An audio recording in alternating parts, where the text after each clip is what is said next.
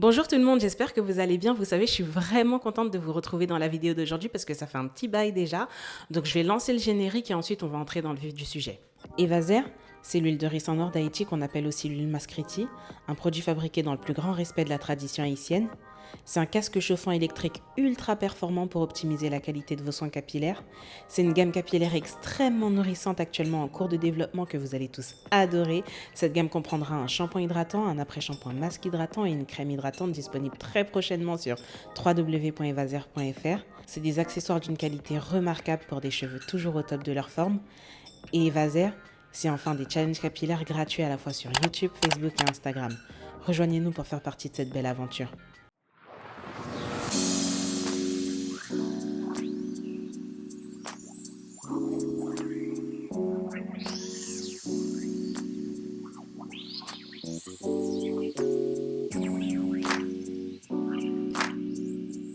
Donc dans la vidéo d'aujourd'hui, on va aborder le sujet des pellicules, le thème des pellicules, un problème que pas mal de personnes rencontrent.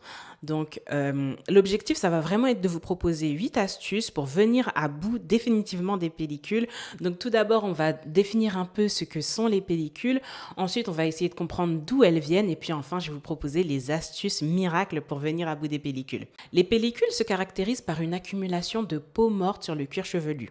Et cette accumulation de peau morte est littéralement le synonyme d'un déséquilibre du cuir chevelu.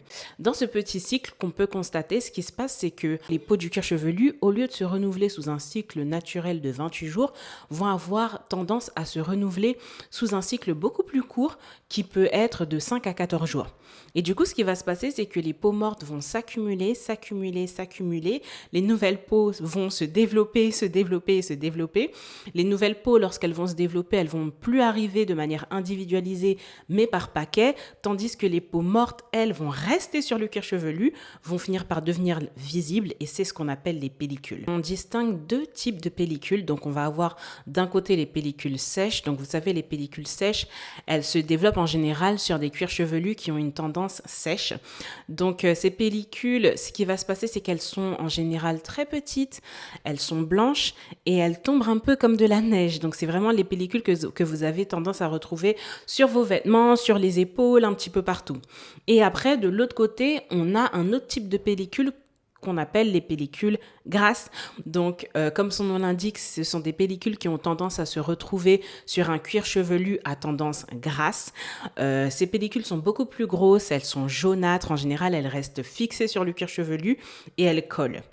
En général, l'apparition des pellicules sur un cuir chevelu est la conséquence d'une inflammation du cuir chevelu. Donc maintenant, le truc, ça va être de comprendre qu'est-ce qui peut être à l'origine de cette inflammation. Ce qui se passe, c'est qu'il peut y avoir pas mal de causes à l'inflammation du cuir chevelu. Ça peut être dû au tabac, ça peut être dû à une mauvaise alimentation, ça peut être dû à une grossesse, ça peut être dû à la ménopause, ça peut être dû à un dérèglement hormonal, ça peut être dû à une maladie, ça peut être dû à la prise de médicaments, ça peut être dû à l'utilisation de produits capillaires qui ne sont pas adaptés. Donc comme vous pouvez le voir, il y a vraiment une multitude de causes. Maintenant, je vais vous proposer les astuces pour faire en sorte que le cuir chevelu reste équilibré, qu'il ne s'inflamme pas et qu'ainsi les pellicules puissent disparaître. Pour les différentes solutions que je vais avoir à vous proposer, il faut vraiment que vous gardiez en tête que ça peut être des astuces qui peuvent s'utiliser de manière complémentaire ou bien individualisée selon le problème que vous essayez de régler. Donc, je vous laisse faire vos tests de votre côté et puis voir ce qui fonctionne vraiment le mieux pour vous. La première solution que je vais avoir à vous proposer est d'éviter d'utiliser des produits trop détergents. Donc, qu'est-ce qu'un produit trop détergent? Donc, un produit trop détergent, ça va être un shampoing, par exemple, dans lequel on va retrouver des ingrédients tels que sodium lauryl sulfate, sodium laureth sulfate, tout ce qui contient le mot sulfate. Parce que, en fait, le problème avec ce type d'ingrédients-là, c'est qu'ils sont hyper détergents. En général, ils sont utilisés pour créer de la mousse dans les shampoings et pour l'agent lavant. Et du coup, au passage, ce que ça vient faire, ça vient causer une irritation cutanée. Donc, qui dit irritation cutanée dit cuir chevelu enflammé. Et si on a un cuir chevelu enflammé, on vient entretenir un environnement qui peut développer des pellicules.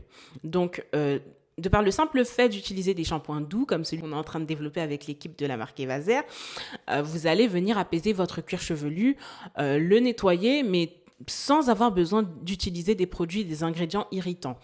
Ensuite, la deuxième solution que je vais pouvoir vous proposer, c'est de venir incorporer l'utilisation d'huiles essentielles dans votre routine capillaire. Bon, bien sûr, pas les femmes enceintes, mais en tout cas, pour celles qui ne sont pas enceintes, vous pouvez tout à fait utiliser l'huile d'arbre à thé, qu'on appelle aussi tea tree, ou bien l'huile de romarin. Pour l'huile d'arbre à thé, l'huile essentielle d'arbre à thé, elle a vraiment des propriétés assainissantes et purifiantes. Donc du coup, c'est parfait pour venir assainir et purifier le cuir chevelu et vraiment rétablir un équilibre qui n'existe plus. Après, pour l'huile de romarin, elle est géniale dans la mesure où elle a des vertus un petit peu comme l'huile d'arbre à thé, purifiante et antibactérienne. Du coup, c'est vraiment le combo parfait pour venir rééquilibrer le pH du cuir chevelu et du coup, par le coup, réduire cette inflammation qui existe. Maintenant, comment procéder pour l'utilisation d'huiles essentielles? Du coup, c'est vraiment assez simple. Vous pouvez l'utiliser soit en bain d'huile, soit dans un shampoing. Par exemple, pour une contenance de 25 centilitres, vous allez venir mettre 3 à 4 gouttes d'huile de romarin ou bien d'huile de tea tree et puis vous allez utiliser votre shampoing comme habituellement. Au moment d'appliquer le shampoing sur le cuir chevelu, vous allez masser le cuir chevelu et vous n'allez pas gratter pour éviter d'irriter votre cuir chevelu encore plus.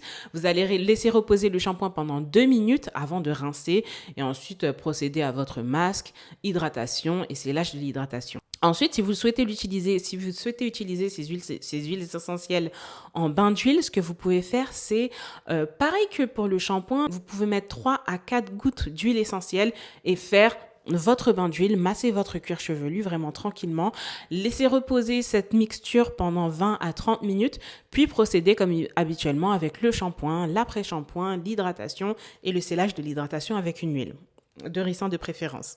Ensuite, la troisième astuce que je suis en mesure de vous proposer, c'est l'utilisation du vinaigre de cidre de pomme. Donc, je pense que vous connaissez déjà le vinaigre de cidre de pomme. C'est un produit qui est très très bien réputé.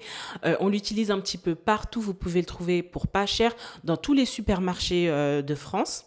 Ce qui est génial avec le vinaigre de cidre de pomme, c'est que son taux d'acidité va venir réduire la réaction inflammatoire du cuir chevelu et va ainsi permettre non seulement de réduire le niveau des pellicules et aussi le niveau des démangeaisons qui vont avec les pellicules.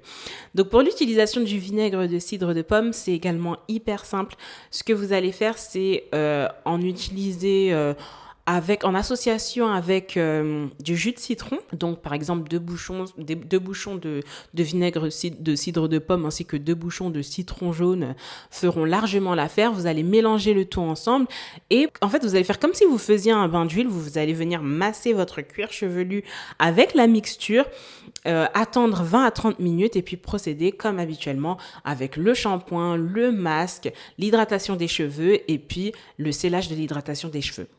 Ensuite, la quatrième solution que je suis en mesure de vous proposer, c'est l'utilisation d'aliments riches en oméga 3 parce que figurez-vous que les aliments qui sont riches en oméga 3 sont d'excellents anti-inflammatoires, donc parfait pour réduire l'inflammation du cuir chevelu.